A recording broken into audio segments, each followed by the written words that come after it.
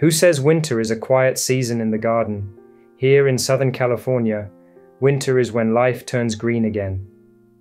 While much of the country will lie under frost soon, if not already, our beds come alive with lettuce, bok choy, kale, spinach, and others rising from cool, gentle soil. This is the best time to grow leafy vegetables, and the secret lies in timing and care. For lovers of leafy greens, this season feels like a festival. We started sowing our first round in late September.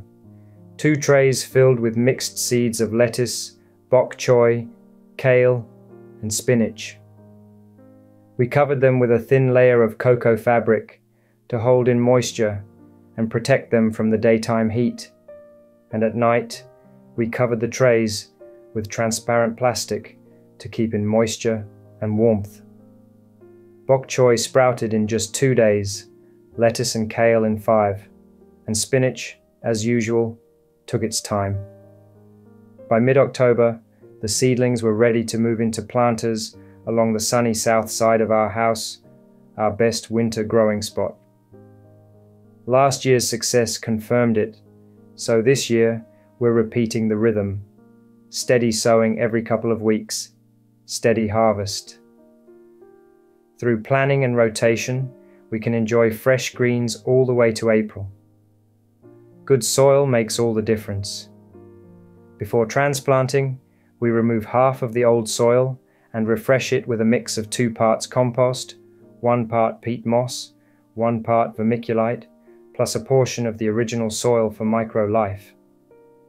With soil like this, plants grow strong and almost take care of themselves. During the first 2 weeks after transplanting, we shade seedlings in mid-morning to prevent sunshock and water daily to keep the soil evenly moist. When temperatures climb toward 90 degrees Fahrenheit and plants are still young, we add midday shade as well. Yes, we get days like that even in late fall and sometimes in winter. Once established, they thrive with less attention, just observation and a bit of love. Of course, love also means protection. Butterflies, beautiful as they are, can be leafy green's biggest enemies in disguise. They know exactly when new seedlings appear and rush to lay their eggs on tender leaves. 3 days later, tiny caterpillars appear, hungry and unstoppable.